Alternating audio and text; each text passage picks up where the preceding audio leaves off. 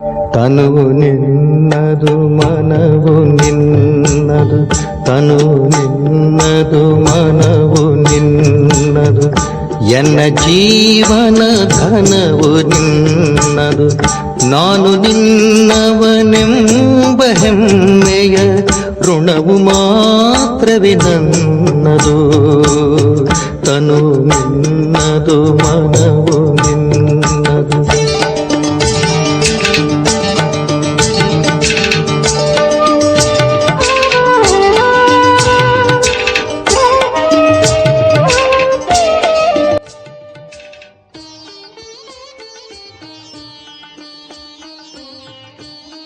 ಓಂ ಶಾಂತಿ. Good morning. Murali ದಿನಾಂಕ 25 March 25 ಪ್ರಾತಃ ಮುರಳಿ. ಶಿವತಂದೆ ನೆನಪಿದೆಯಾ?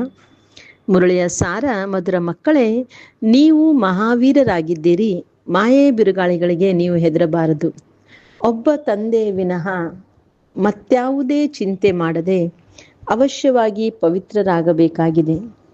ಇಂದಿನ ಪ್ರಶ್ನೆಯಾಗಿದೆ: ಮಕ್ಕಳಲ್ಲಿ ಯಾವ ಧೈರ್ಯವು ಸದಾ ಇದ್ದಾಗ ನೀವು ಶ್ರೇಷ್ಠ ಪದವಿಯನ್ನು ಪಡೆಯುವಿರಿ? ಬಾಬಾ ಉತ್ತರ ತಿಳಿಸ್ಕೊಡ್ತಾ ಇದ್ರೆ, ಶ್ರೀಮತದಂತೆ ನಡೆದು ಪವಿತ್ರರಾಗುವ ಧೈರ್ಯವಿರಬೇಕು.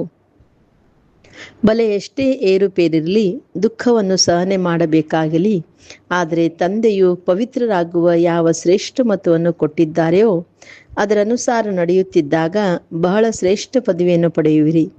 ಯಾವುದೇ ಮಾತಿನಲ್ಲಿ ಹೆದರಬಾರದು. ಏನೇ ಆದರೂ ನಥಿಂಗ್ ನ್ಯೂ, ಹೊಸದೇನಲ್ಲ. ಇವತ್ತಿನ ಗೀತೆಯಾಗಿದೆ: ಭೋಲಾನಾಥನಿಗಿಂತ ಭಿನ್ನ ಯಾರೂ ಇಲ್ಲ. ಓಂ ಶಾಂತಿ. ಇದು ಭಕ್ತಿ ಮಾರ್ಗದವರ ಗೀತೆಯಾಗಿದೆ. ಜ್ಞಾನ ಮಾರ್ಗದಲ್ಲಿ ಗೀತೆ ಇತ್ಯಾದಿಗಳ ಅವಶ್ಯಕತೆ ಇಲ್ಲ. ಏಕೆಂದರೆ ನಮಗೆ ತಂದೆಯಿಂದ ಬೇಹದ್ದಿನ ಆಸ್ತಿಯು ಸಿಗಬೇಕಾಗಿದೆ. ಭಕ್ತಿ ಮಾರ್ಗದ ರೀತಿ ನಿತ್ಯಗಳು ಇಲ್ಲಿ ಬರಲು ಸಾಧ್ಯವಿಲ್ಲ. ನೀವು ಮಕ್ಕಳು ಯಾವುದೇ ಕವಿತೆ ಇತ್ಯಾದಿಗಳನ್ನು ರಚಿಸುತ್ತೀರೆಂದರೆ ಅವು ಅನ್ಯರಿಗೆ ತಿಳಿಸುವುದಕ್ಕಾಗಿ. ಅದರ ಅರ್ಥವನ್ನು ಎಲ್ಲಿಯವರೆಗೆ ನೀವು ತಿಳಿಸುವುದಿಲ್ಲವೋ ಅಲ್ಲಿಯವರೆಗೆ ಅವು ಅರ್ಥವಾಗುವುದಿಲ್ಲ. ಈಗ ನಿಮಗೆ ತಂದೆಯು ಸಿಕ್ಕಿದ್ದಾರೆ ಅಂದ ಮೇಲೆ ಖುಷಿಯ ನಶೆ ಏರಬೇಕು. ತಂದೆಯು 84 ಜನ್ಮಗಳ ಜ್ಞಾನವನ್ನು ತಿಳಿಸಿದ್ದಾರೆ. ಖುಷಿ ಇರಲಿ, ನಾವೀಗ ಸುದರ್ಶನ ಚಕ್ರಧಾರಿಗಳಾಗಿದ್ದೇವೆ. ತಂದೆಯಿಂದ ವಿಷ್ಣುಪುರಿಯ ಆಸ್ತಿಯನ್ನು ತೆಗೆದುಕೊಳ್ಳುತ್ತಿದ್ದೇವೆ. ನಿಶ್ಚಯ ಬುದ್ಧಿ ವಿಜಯಂತಿ. ಯಾರಿಗೆ ನಿಶ್ಚಯವಿರುವುದೋ ಅವರು ಸತ್ಯುಗದಲ್ಲಿ ಖಂಡಿತ ಹೋಗುವರು. ಅಂದ ಮೇಲೆ ಮಕ್ಕಳಿಗೆ ಸದಾ ಖುಷಿ ಇರಬೇಕು. Follow father. ಮಕ್ಕಳಿಗೆ ತಿಳಿದಿದೆ, ನಿರಾಕಾರ ಶಿವತಂದೆಯು ಯಾವಾಗ ಇವರಲ್ಲಿ ಪ್ರವೇಶ ಮಾಡಿದರೋ ಆಗಿನಿಂದ ಬಹಳ ಏರುಪೇರುಗಳಾಯಿತು. ಪವಿತ್ರತೆಗಾಗಿ ಬಹಳ ಜಗಳ ನಡೆಯಿತು. ಮಕ್ಕಳು ದೊಡ್ಡವರಾಗುತ್ತಾರೆಂದರೆ ಅವರಿಗೆ ಬೇಗನೆ ವಿವಾಹ ಮಾಡಿಕೊಳ್ಳಿ, ವಿವಾಹವಿಲ್ಲದೆ ಕೆಲಸ ಹೇಗೆ ನಡೀತದೆ ಎಂದು ಹೇಳುತ್ತಾರೆ. ಭಲೆ ಮನುಷ್ಯರು ಗೀತೆಯನ್ನು ಓದುತ್ತಾರೆ, ಆದರೆ ಅದರಿಂದ ಏನನ್ನೂ ತೆಗೆದುಕೊಳ್ಳುವುದಿಲ್ಲ. ಎಲ್ಲರಿಗಿಂತ ಹೆಚ್ಚಿನದಾಗಿ ಈ ಬ್ರಹ್ಮ ತಂದೆಗೆ ಅಭ್ಯಾಸವಿತ್ತು. ಗೀತೆ ಓದುವುದನ್ನು ಒಂದು ದಿನವೂ ತಪ್ಪಿಸುತ್ತಿರಲಿಲ್ಲ. ಅಂದಾಗ ಗೀತೆಯ ಭಗವಂತ ಶಿವನೆಂದು ಅರ್ಥವಾಯಿತು. ಆಗ ನಾನು ವಿಶ್ವದ ಮಾಲೀಕನಾಗುತ್ತೇನೆಂದು ನಶೆ ಏರಿಬಿಟ್ಟಿತು. ಇದು ಶಿವ ಭಗವಾನ್ ವಾಚ ಆಗಿದೆ ಅಂದಾಗ ಪವಿತ್ರತೆಗಾಗಿ ಎಷ್ಟೊಂದು ಹೊಡೆದಾಟಗಳಾಯಿತು. ಇದರಲ್ಲಿ ಧೈರ್ಯ ಬೇಕಲ್ಲವೇ? ನೀವು ಮಹಾವೀರನಿರಾಗಿದ್ದೀರಿ.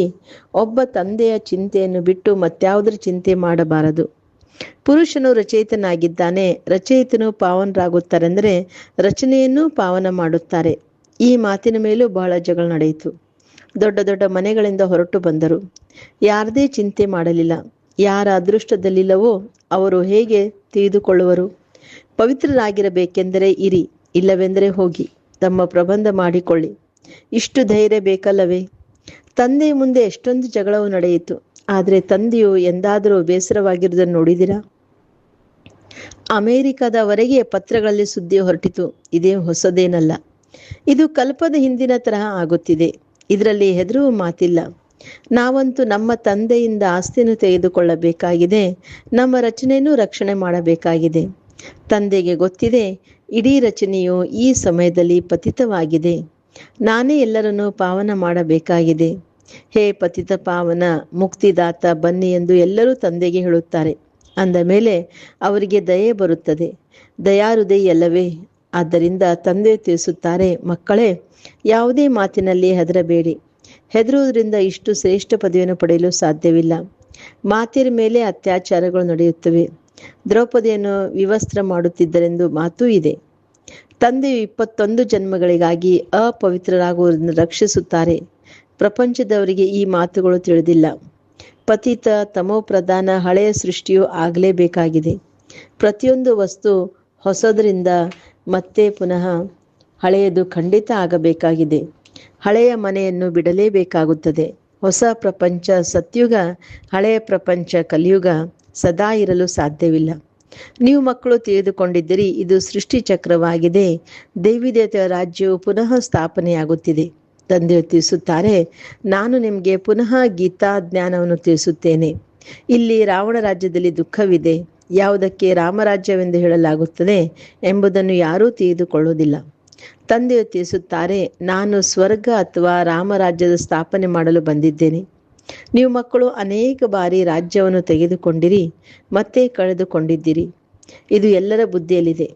21 ಜನ್ಮಗಳು ನಾವು ಸತ್ಯುಗದಲ್ಲಿರುತ್ತೇವೆ. ಅದಕ್ಕೆ 21 ಪೀಳಿಗೆ ಎಂದು ಹೇಳಲಾಗುತ್ತದೆ. ಅರ್ಥಾತ್ ಯಾವಾಗ ವೃದ್ಧಾವಸ್ಥೆ ಆಗೋದೋ ಆಗ ಶರೀರ ಬಿಡುತ್ತಾರೆ.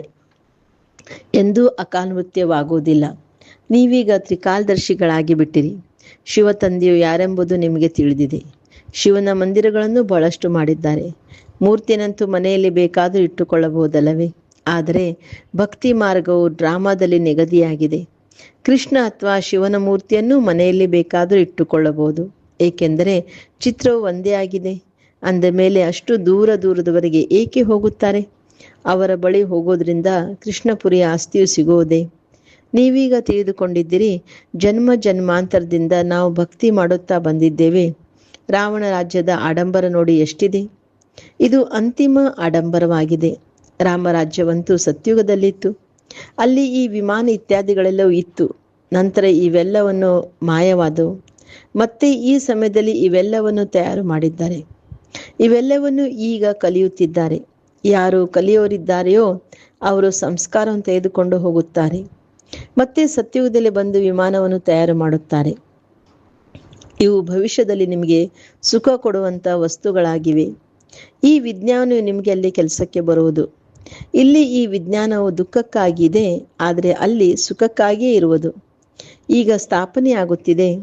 ತಂದೆಯು ಹೊಸ ಪ್ರಪಂಚಕ್ಕಾಗಿ ರಾಜಧಾನಿಯನ್ನು ಸ್ಥಾಪನೆ ಮಾಡುತ್ತಾರೆ. ಅಂದಾಗ ನೀವು ಮಕ್ಕಳು ಮಹಾವೀರರಾಗಬೇಕಾಗಿದೆ. ಭಗವಂತನು ಬಂದಿದ್ದಾರೆಂಬುದು ಪ್ರಪಂಚದಲ್ಲಿ ಯಾರಿಗೂ ತಿಳಿದಿಲ್ಲ. ತಂದೆಯು ತಿಳಿಸುತ್ತಾರೆ, ಗೃಹಸ್ಥ ವ್ಯವಹಾರದಲ್ಲಿರುತ್ತಾ ಕಮಲಪುಷ್ಪ ಸಮಾನರಾಗಿರಿ. ಇದರಲ್ಲಿ ಹೆದರುವ ಮಾತಿಲ್ಲ. ಭಲೆ ಅವಹೇಳನೆ ಮಾಡುವರು. ಅವಹೇಳನವಂತೂ ಇವರಿಗೂ ಅಂದರೆ ಬ್ರಹ್ಮಾರವರಿಗೂ ಬಹಳ ಆಯಿತು. ಕೃಷ್ಣನು ಸಹ ಅವಹೇಳನವನ್ನು ಅನುಭವಿಸಿದನು ಎಂದು ತೋರಿಸುತ್ತಾರೆ. ಆದರೆ ಕೃಷ್ಣನಿಗೆ ಅವಹೇಳನವಾಗಲು ಸಾಧ್ಯವಿಲ್ಲ. ಇದೆಲ್ಲವೂ ಕಲಿಯುಗದಲ್ಲೇ ಆಗುತ್ತದೆ.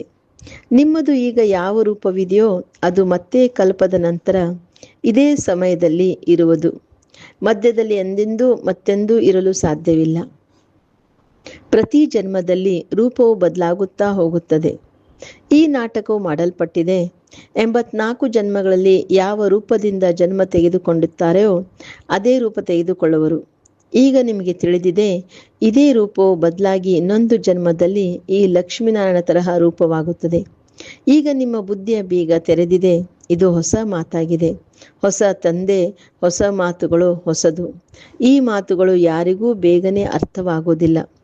ಅದೃಷ್ಟದಲ್ಲಿದ್ದಾಗಲೇ ಅವರು ತಿಳಿದುಕೊಳ್ಳುವರು. ಬಾಕಿ ಯಾರು ಎಷ್ಟೇ ಬಿರುಗಾಳಿ ಬಂದರೂ ಅಲಗಾಡುವುದಿಲ್ಲವೋ ಅವರಿಗೆ ಮಹಾವೀರರೆಂದು ಹೇಳಲಾಗುತ್ತದೆ. ಈಗ ಆ ಸ್ಥಿತಿಯು ಬರಲು ಸಾಧ್ಯವಿಲ್ಲ. ಖಂಡಿತ ಬರುವುದು. ಮಹಾವೀರರು ಯಾವುದೇ ಬಿರುಗಾಳಿಗಳಿಗೆ ಹೆದರೋದಿಲ್ಲ. ಆ ಸ್ಥಿತಿಯು ಅಂತಿಮದಲ್ಲಾಗುವುದು. ಆದ್ದರಿಂದ ಅತೀಂದ್ರಿಯ ಸುಖವನ್ನು ಗೋಪಗೋಪಿಯರಿಂದ ಕೇಳಿ ಎಂಬ ಗಾಯನವಿದೆ.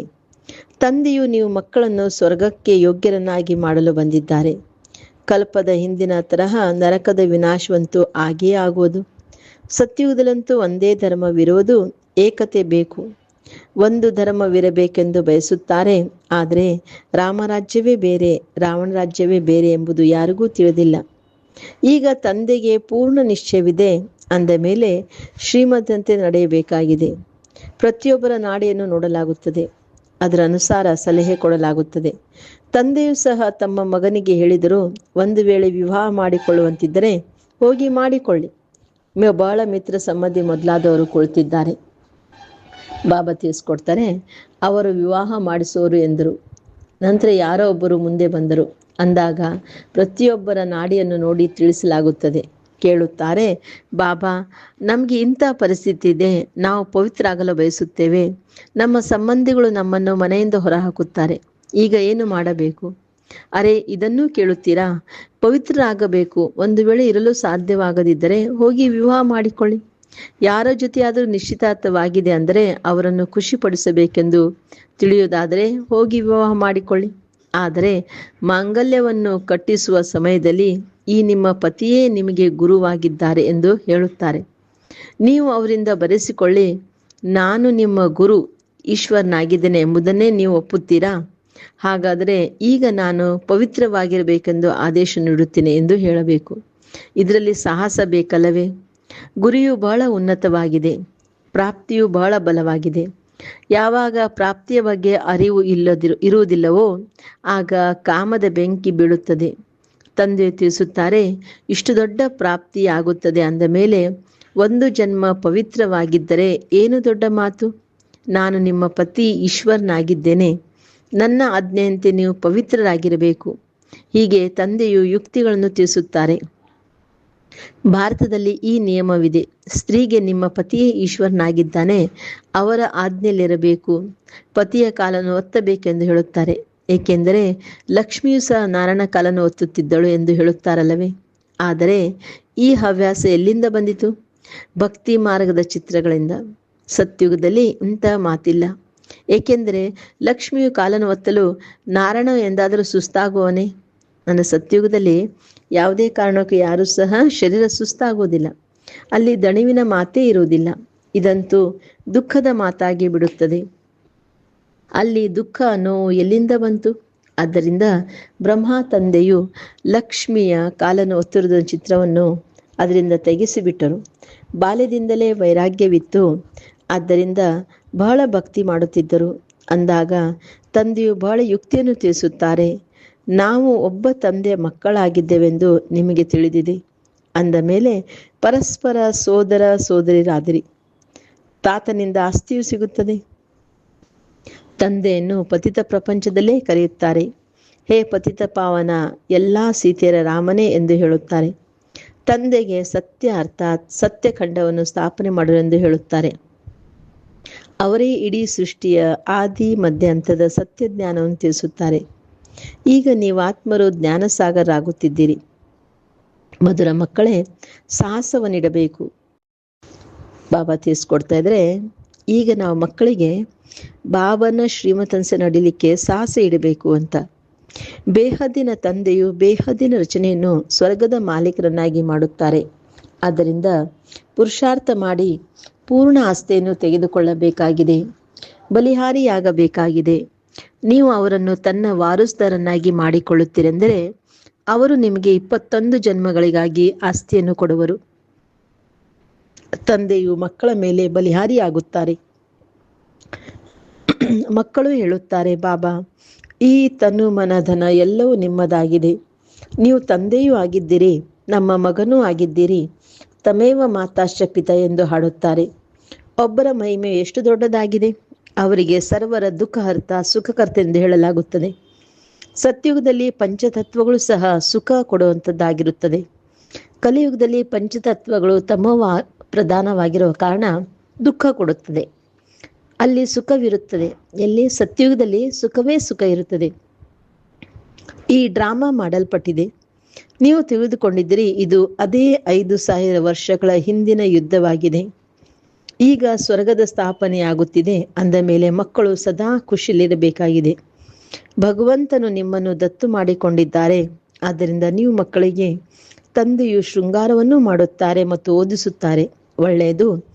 ಮಧುರಾತಿ ಮಧುರ ಅಗಲಿ ಹೋಗಿ ಮರಳಿ ಸಿಕ್ಕಿರುವ ಮಕ್ಕಳ ಪ್ರತಿ ಮಾತ್ಪಿತಾ ಬಾಪ್ ದಾದಾರವರ ನೆನಪು, ಪ್ರೀತಿ ಹಾಗೂ ಸುಪ್ರಭಾತ. ಆತ್ಮಿಕ ಮಕ್ಕಳಿಗೆ ಆತ್ಮಿಕ ತಂದೆ ನಮಸ್ತೆ. ಆತ್ಮಿಕ ತಂದೆಗೆ ಆತ್ಮಿಕ ಮಕ್ಕಳ ನೆನಪು, ಪ್ರೀತಿ ಹಾಗೂ ನಮಸ್ತೆ ನಮಸ್ತೆ ನಮಸ್ತೆ. ಧಾರಣೆಗಾಗಿ ಮುಖ್ಯ ಸಾರ. ಫಸ್ಟ್ ಪಾಯಿಂಟ್, ಸದಾ ತಂದೆ ಸಮಾನರಾಗುವ ಸಾಹಸವನ್ನಿಡಬೇಕಾಗಿದೆ. ತಂದೆಗೆ ಪೂರ್ಣ ಬಲಿಹಾರಿಯಾಗಬೇಕಾಗಿದೆ. ಸೆಕೆಂಡ್, ಯಾವುದೇ ಮಾತಿನಲ್ಲಿ ಹೆದರಬಾರದು, ಅವಶ್ಯವಾಗಿ ಪವಿತ್ರರಾಗಬೇಕಾಗಿದೆ. ಇವತ್ತಿನ ವರದಾನವಾಗಿದೆ, ಸಮಸ್ಯೆಗಳನ್ನು ಏರುವ ಕಲೆಯ ಸಾಧನವೆಂದು ಅನುಭವ ಮಾಡುತ್ತಾ ಸದಾ ಸಂತುಷ್ಟವಾಗಿರುವಂತಹ ಶಕ್ತಿಶಾಲಿ ಭವ. ಯಾರು ಶಕ್ತಿಶಾಲಿ ಆತ್ಮರಾಗಿರುತ್ತಾರೋ ಅವರು ಈ ರೀತಿ ಸಮಸ್ಯೆಗಳನ್ನು ಪಾರು ಮಾಡಿಬಿಡುತ್ತಾರೆ. ಹೇಗೆಂದರೆ ಯಾವುದೋ ನೇರವಾದ ಮಾರ್ಗವನ್ನು ಸಹಜವಾಗಿಯೇ ಪಾರು ಮಾಡುವಂತೆ ಮಾಡಿದಂತೆ ಅವರಿಗಾಗಿ ಸಮಸ್ಯೆಗಳು ಏರುವ ಕಲೆಯ ಸಾಧನ ಆಗಿಬಿಡುತ್ತವೆ. ಪ್ರತಿಯೊಂದು ಸಮಸ್ಯೆಯು ನಮಗೆ ಗೊತ್ತಿದೆ ಎನ್ನುವಂತೆ ಅನುಭವವಾಗುವುದು. ಅವರೆಂದಿಗೂ ಆಶ್ಚರ್ಯ ಪಡುವುದಿಲ್ಲ, ಆದರೆ ಸದಾ ಸಂತುಷ್ಟರಾಗಿರುತ್ತಾರೆ. ಮುಖದಿಂದ ಎಂದೂ ಕಾರಣವೆಂಬ ಶಬ್ದವೇ ಬರುವುದಿಲ್ಲ. ಆದರೆ ಅದೇ ಸಮಯದಲ್ಲಿ ಕಾರಣವನ್ನು ನಿವಾರಣೆಯಲ್ಲಿ ಪರಿವರ್ತಿಸುತ್ತಾರೆ. ಇವತ್ತಿನ ಶ್ಲೋಗನ್ ಆಗಿದೆ, ಸ್ವಸ್ಥಿತಿಯಲ್ಲಿ ಸ್ಥಿತರಾಗಿದ್ದು ಸರ್ವ ಪರಿಸ್ಥಿತಿಗಳನ್ನು ಪಾರು ಮಾಡುವುದೇ ಶ್ರೇಷ್ಠತೆಯಾಗಿದೆ. ಮಾತೇಶ್ವರಿಯರ ಅಮೂಲ್ಯ ಮಹಾವಾಕ್ಯ, ಪರಮಾರ್ಥದಿಂದ ವ್ಯವಹಾರ ಸ್ವತಃವಾಗಿ ಸಿದ್ಧವಾಗುವುದು. ಭಗವಾನು ವಾಚ, ನೀವು ನನ್ನ ಮುಖಾಂತರ ಪರಮಾರ್ಥವನ್ನು ತಿಳಿದು ನನ್ನ ಪರಮ ಪದವಿಯನ್ನು ಪ್ರಾಪ್ತಿ ಮಾಡಿಕೊಳ್ಳುವಿರಿ. ಅರ್ಥಾತ್ ಪರಮಾರ್ಥವನ್ನು ತಿಳಿಯುವುದರಿಂದ ವ್ಯವಹಾರ ಸಿದ್ಧವಾಗುತ್ತದೆ. ನೋಡಿ, ದೇವತೆಗಳ ಮುಂದೆ ಪ್ರಕೃತಿಯಂತೂ ಚರಣಗಳ ದಾಸಿಯಾಗಿರುತ್ತದೆ. ಈ 5 ತತ್ವ ಸುಖ ಸ್ವರೂಪರಾಗಿ ಮನ ಇಚ್ಛಿತ ಸೇವೆ ಮಾಡುತ್ತದೆ. ಈ ಸಮಯದಲ್ಲಿ ನೋಡಿ, ಮನ ಇಚ್ಛಿತ ಸುಖ ಕೊಡದ ಕಾರಣ ಮನುಷ್ಯರಿಗೆ ದುಃಖ ಅಶಾಂತಿ ಪ್ರಾಪ್ತಿಯಾಗುತ್ತಿರುತ್ತದೆ. ಸತ್ಯುಗದಲ್ಲಂತೂ ಈ ಪ್ರಕೃತಿ ಬಹಳ ವಿಧೇಯವಾಗಿರುತ್ತದೆ. ನೋಡಿ, ದೇವತೆಗಳ ಜಡಚಿತ್ರಗಳ ಮೇಲೂ ಸಹ ಎಷ್ಟು ವಜ್ರ ವೈಡೂರ್ಯಗಳ ಆಭರಣಗಳನ್ನು ತೊಡಿಸಿರುತ್ತಾರೆ. ಅಂದಾಗ ಚೈತನ್ಯದಲ್ಲಿ ಪ್ರತ್ಯಕ್ಷವಾಗಿದ್ದಾಗ ಎಷ್ಟು ವೈಭವದಿಂದ ಇದ್ದಿರಬಹುದು. ಈ ಸಮಯದಲ್ಲಿ ಮನುಷ್ಯರು ಹಸಿವಿನಿಂದ ಸಾಯುತ್ತಿರುತ್ತಾರೆ ಮತ್ತು ಜಡಚಿತ್ರ ಮೇಲೆ ಕೋಟ್ಯಾಂತರ ರೂಪಾಯಿ ಖರ್ಚು ಮಾಡುತ್ತಾರೆ. ಅಂದಾಗ ಇದರಲ್ಲಿ ಏನು ವ್ಯತ್ಯಾಸ ಇದೆ? ಖಂಡಿತ ಅವರು ಇಂತಹ ಶ್ರೇಷ್ಠ ಕರ್ಮ ಮಾಡಿದ್ದಾರೆ, ಅದಕ್ಕಾಗಿ ಅವರ ನೆನಪಾರ್ಥ ಮಾಡಲಾಗಿದೆ. ಅವರ ಪೂಜೆಯೂ ಸಹ ಎಷ್ಟು ಆಗುತ್ತದೆ. ಅವರು ನಿರ್ವಿಕಾರಿ ಪ್ರವೃತ್ತಿಯಲ್ಲಿದ್ದರೂ ಸಹ ಕಮಲ ಪುಷ್ಪದ ಸಮಾನವಾದ ಅವಸ್ಥೆಯಲ್ಲಿದ್ದರು. ಆದರೆ ಈಗ ಆ ನಿರ್ವಿಕಾರಿ ಪ್ರವೃತ್ತಿಗೆ ಬದಲಾಗಿ ವಿಕಾರಿ ಪ್ರವೃತ್ತಿಯಲ್ಲಿ ಹೋಗಿದ್ದಾರೆ. ಆ ಕಾರಣ ಎಲ್ಲರೂ ಪರಮಾರ್ಥವನ್ನು ಮರೆತು ವ್ಯವಹಾರದ ಕಡೆ ತೊಡಗಿಬಿಟ್ಟಿದ್ದಾರೆ. ಆದ್ದರಿಂದ ಫಲಿತಾಂಶ ವಿರುದ್ಧವಾಗಿ ಹೋಗುತ್ತದೆ. ಈಗ ನಿಮಗೆ ಸ್ವಯಂ ಪರಮಾತ್ಮ ಬಂದು ವಿಕಾರಿ ಪ್ರವೃತ್ತಿಯನ್ನು ತೆಗೆದು ನಿರ್ವಿಕಾರಿ ಪ್ರವೃತ್ತಿಯನ್ನು ಕಲಿಸುತ್ತಾರೆ. ಯಾವುದರಿಂದ ನಮ್ಮ ಜೀವನ ಸದಾ ಕಾಲಕ್ಕಾಗಿ ಸುಖಿಯಾಗುತ್ತದೆ. ಆದ್ದರಿಂದ ಮೊದಲು ಬೇಕು ಪರಮಾರ್ಥ, ನಂತರ ವ್ಯವಹಾರ. ಪರಮಾರ್ಥದಲ್ಲಿರೋದ್ರಿಂದ ವ್ಯವಹಾರ ತಾನಾಗಿ ಸಿದ್ಧವಾಗಿ ಬಿಡೋದು. ಓಂ ಶಾಂತಿ. ಇವತ್ತಿನ ಅವ್ಯಕ್ತ ಸೂಚನೆ, ನಿಶ್ಚಯದ ಫೌಂಡೇಶನ್ ಬಲಗೊಳಿಸಿ ಸದಾ ನಿರ್ಭಯ ಮತ್ತು ನಿಶ್ಚಿಂತರಾಗಿರಿ.